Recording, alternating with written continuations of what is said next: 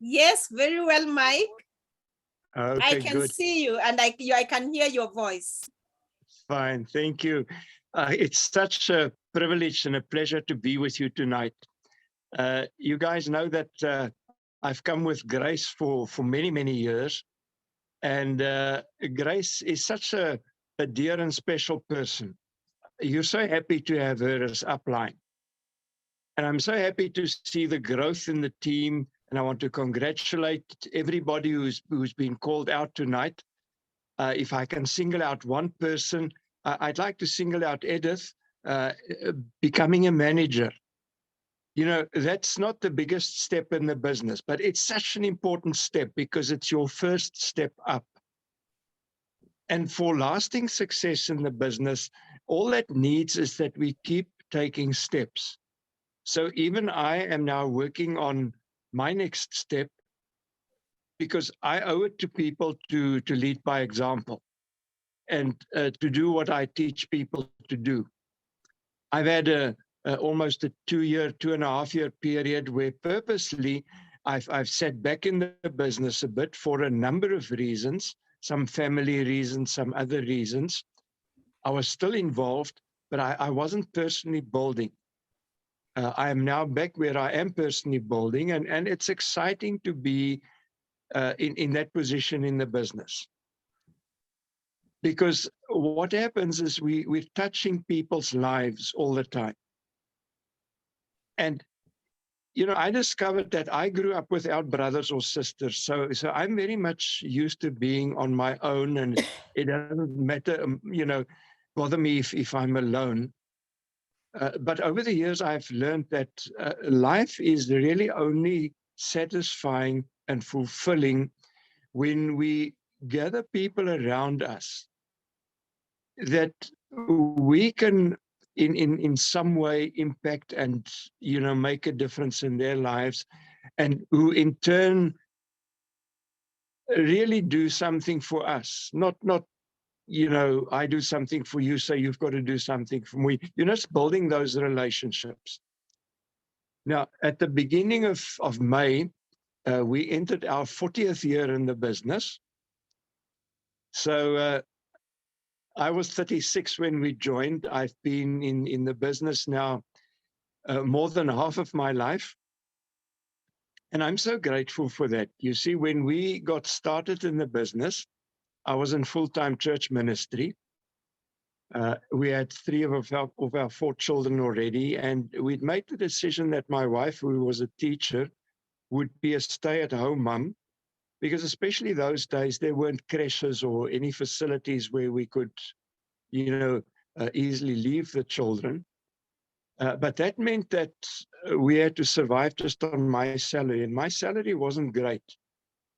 Now, I didn't go into the ministry for the money. I never did. That never bothered me. But it did catch up with me when it became clear that my income was not enough. It only took us about halfway through the month.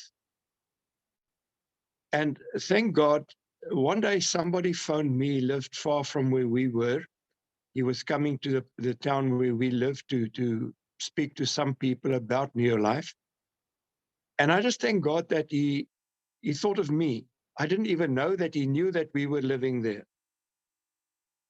And to cut the story short, we decided we'd get involved because there was nothing to lose. The little we had to pay to get involved, I could easily borrow from the bank.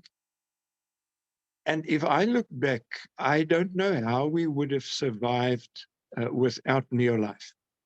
I eventually, after a number of years, made the decision to not let the church be my source of income, and let Neolife be my source of income, and then work in the church on a freelance basis, which I still do to this day.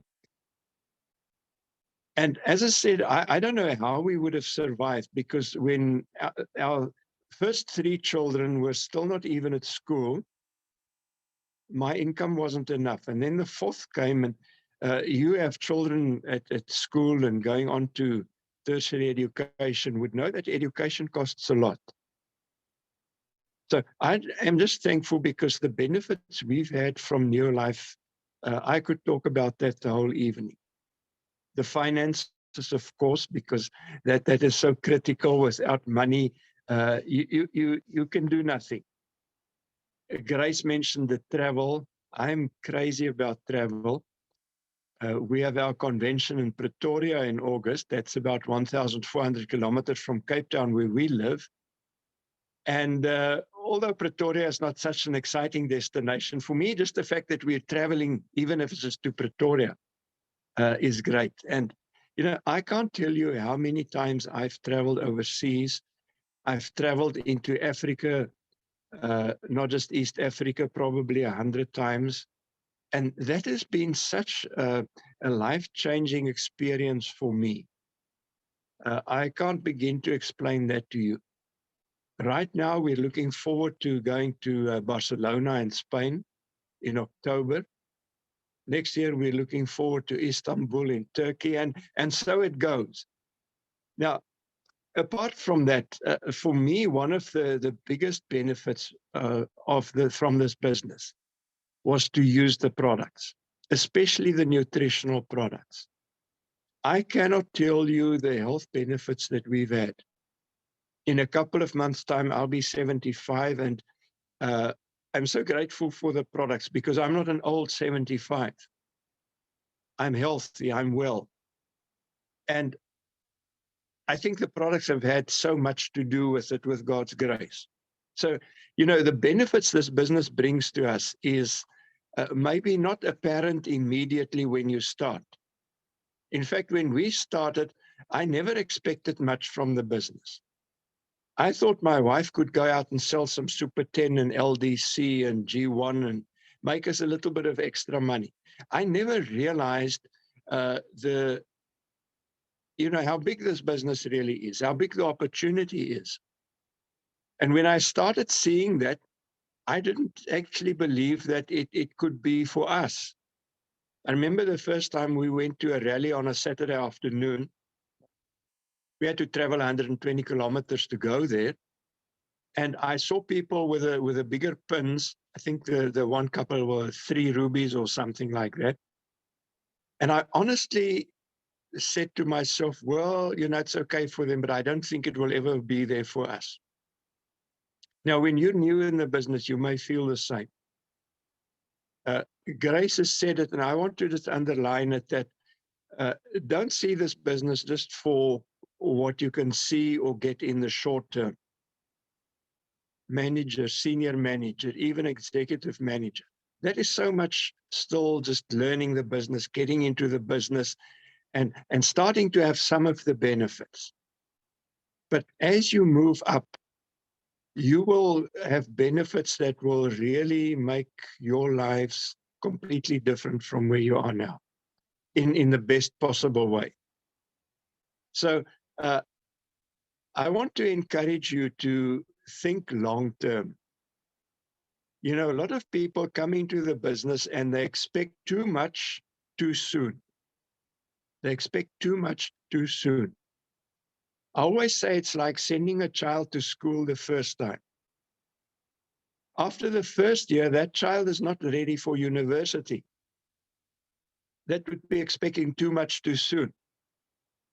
After our first 3 years in the business, we were still very, very almost at the beginning. So people expect too much too soon and then too little in the long term.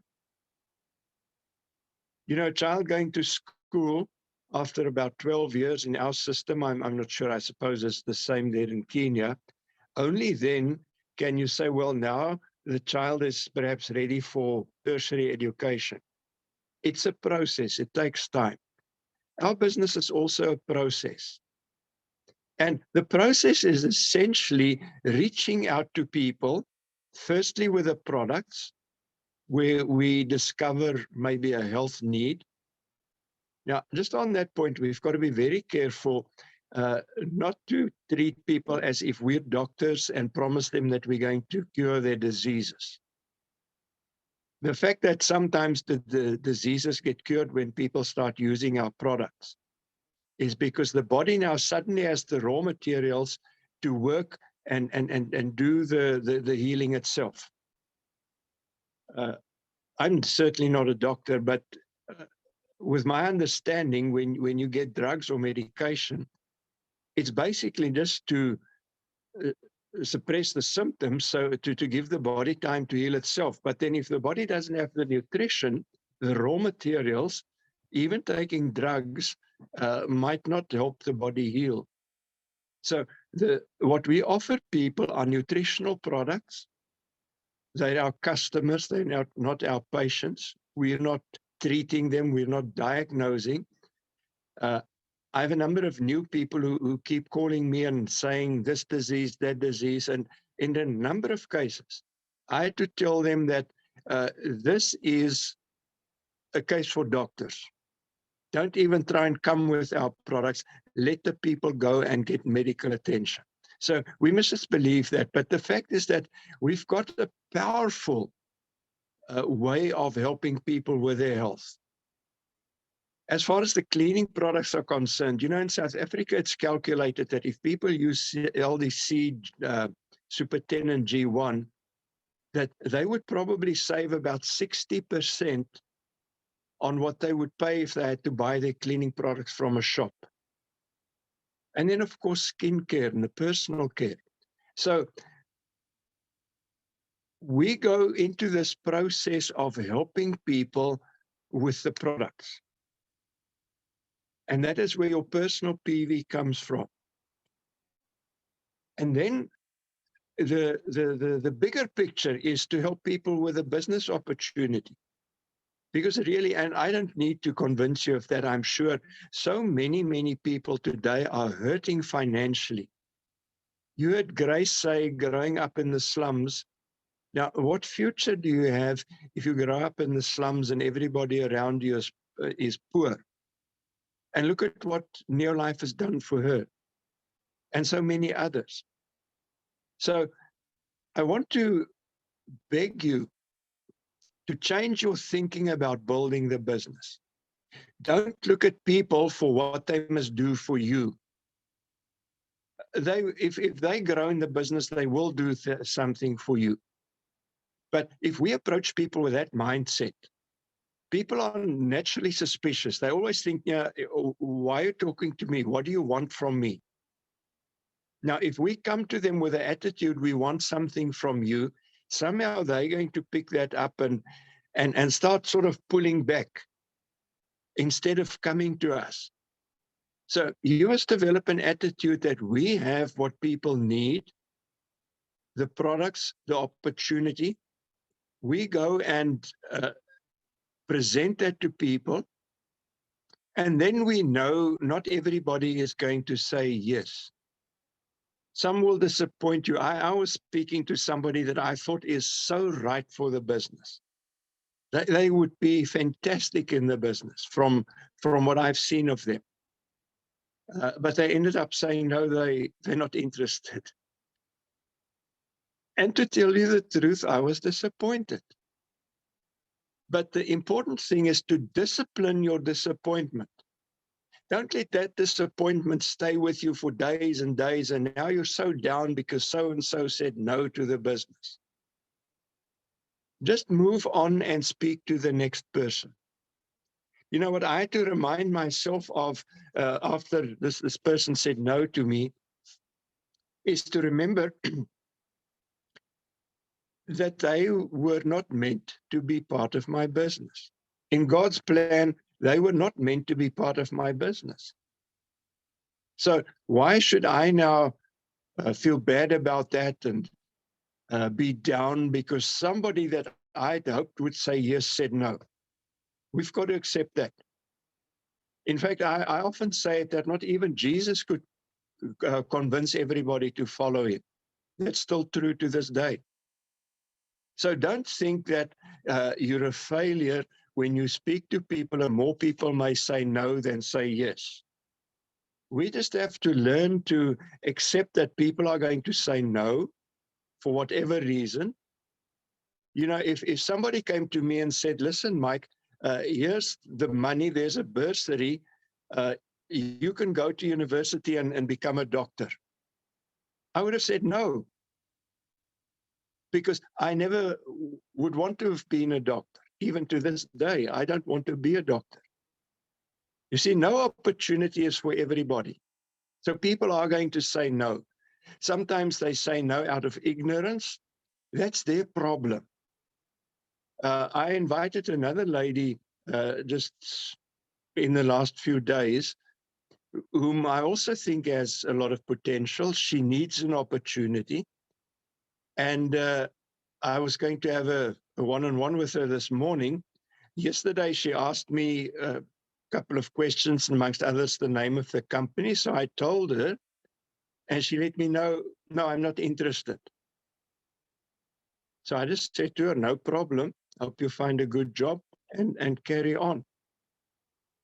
That is part of the process. But if we have enough people who say no to us, we're going to have enough people who are going to say yes. Because not everybody will say no.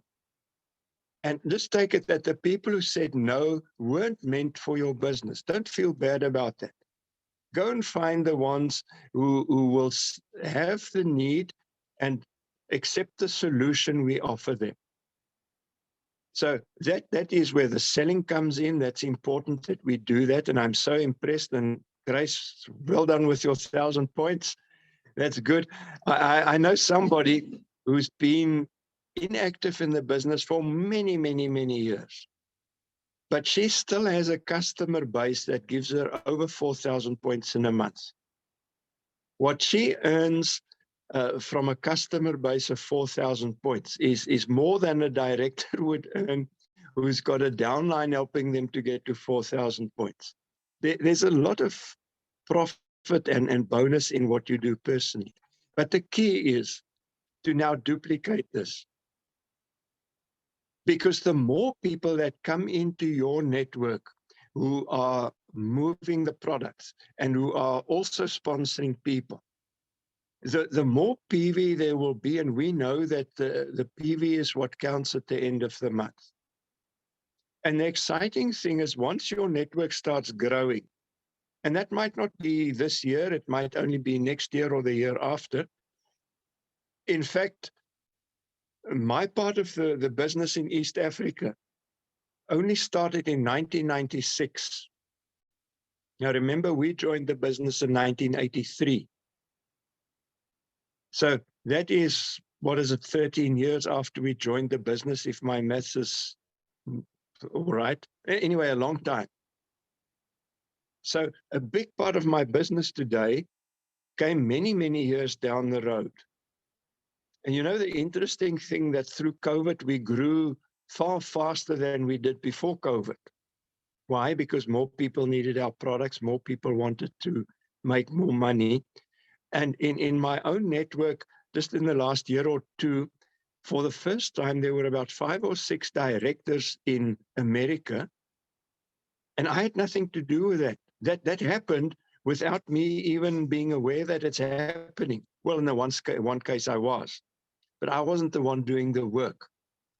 So you see, the longer you're in the business, the more the business can grow under you and the more things can happen, even if you're not around. And that is a huge benefit that the business offers us. But you know, the key to having that happen, and I already mentioned that the way we approach people. Are we approaching people to get something from them, for them to work for us? If so, we need to change that attitude. We need to approach people for what we can do for them. And people will sense that. They will pick up, as they say, the vibe, a different vibe. And then once we sponsor people, we must really commit to working with them. You see, what must a new person do when they join the business? Use the products, you know, the 3 basic habits. But to them, it's just ideas. It's not practical. We've got to help them to start becoming product users. And then we've got to help them to start building a network. Now, I've made the mistake so often. It took me a long time to learn this. It shows that I'm not as bright as as Grace indicated. It took me a long time to learn that if you go and you teach people how to build a name list, I did that very well, half an hour of teaching, and then said, go, build a name list. And I can't think of one instance where those people came up with a decent name list. Maybe 2 or 3 or 4 or 5, and they're all people that they prejudged. We've got to sit with people and help them build a proper name list. Sit with them. And it's sometimes like pulling teeth. It's difficult. But a new person doesn't really know what to do. They don't know how to do it if they do know what to do. They may not have the confidence. Now they come up with 2 or 3 names, and it's probably the weakest people they could think of. So they invite those people, they do it wrongly, and those people say no. What is their immediate conclusion? Oh, this thing isn't going to work. I tried, but it's not going to work. You see, if you sent your child to school for the first time, but there were no teachers at the school, nobody to teach the child, nobody to nurture the child, what are the chances of that child benefiting from school? 0. Grace knows what I'm talking about. She can teach you more practically, but we've got the hard work is not sponsoring. That's hard enough. The real work starts once we've sponsored people. We've got to mentor them. We've got to spend time with them. We've got to help them. We've actually got to do the work for them so that it gets done and that they can see how it's done and learn in the process. But if we do it practically, what can happen is they can start sponsoring, which might not have happened if you weren't doing the work for them to begin with. And you know what? In most cases, the real strong people in your business will not be the ones that you sponsor. You're fortunate if they are. Up till a couple of years ago, I only had one person who started the business in a significant way on first level, and that's your upline, Hansie Cronje. Everybody else in my business, except somebody who came into the business in the Congo 2-3 years ago, is not first level, but from the depth. Now, and again, Grace, you must teach them this. I don't want to take the time to go into that detail. The fact is that your hardest work is to get new people to do what they should do and what you know to do, and so that they can get results. Because the moment people start getting results, they start feeling, well, this might work. If they've been in the business a month or maybe 2 months with no results, they grow cold. And once somebody's grown cold, you can hardly ever get them to move again. So don't waste your time by sponsoring people and then leaving them and hoping they do what they need to do. Don't waste the opportunity for them by sending them to school and then there's no teacher. You the teacher, you the mentor, you the one who's got to, and Grace knows that I use this example very often. It's like a mother having a baby. That baby is totally dependent on the parent for so long. You've got to do everything for the baby. See your new people like babies and accept it that if you don't clean up, if you don't feed them, if you don't nurture them, they're probably going to die. So I hope you get that point. That is so important, because that is how you begin to develop a team. And you see, the people you bring into the team will do what you do. And what you don't do, they also won't do. So leading a team, you've got to set the example. You've got to grow now, especially, and for a moment, let me just talk to the new people. When you start doing something new, it's scary. let's face it, or even if you haven't done something for a while, it's a bit scary. But the only way to overcome fear is to do the thing you fear, and then the death of fear is near. So once you've done it once or twice, you say, oh, it's not so bad, and you do it more, you become more skilled. We don't become skilled by thinking about something and hoping it will work. We only become skilled by working and doing and making mistakes. Don't be afraid of making mistakes. If we want to avoid making mistakes, that's the biggest mistake we can make, because that means we're going to do nothing. Get into action. Talk to people, talk to people, talk to people. Those who say no, let them be, put them behind you. And as you do that, learn from your mistakes and say, oh, I shouldn't have said that, but next time I won't say that again. And so you become more skilled. And if you're very new in the business and you're now going to try and mentor and teach new people, use your upline's help. But if your upline is not available, do it in any case. Because remember, you already know a little bit more than the new person. Teach them what you know. By the time they know what you know now, you've learned a little bit more. So, Grace, I think I have said enough. Let me just stress this, that the benefits that we get from this business are so wonderful and so almost overwhelming in a sense. But we're not going to get there without discipline and sacrifice. And the personal development is part of that.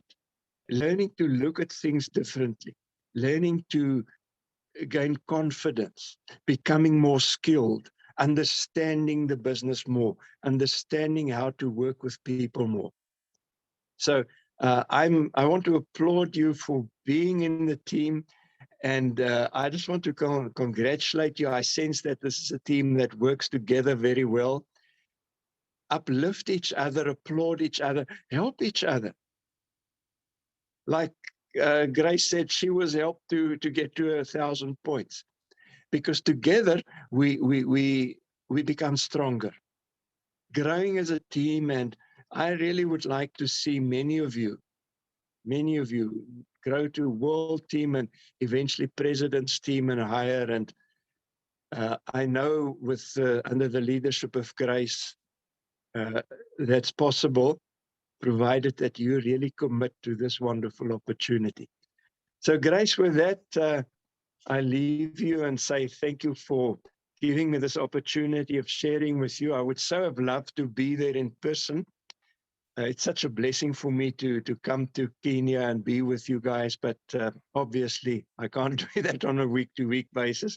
But even this, I'm so glad for this opportunity, and thank you for inviting me and allowing me into your team. I feel greatly blessed by that, and remains to say all the best, and may our good Father bless you and your businesses. Thank you, Grace.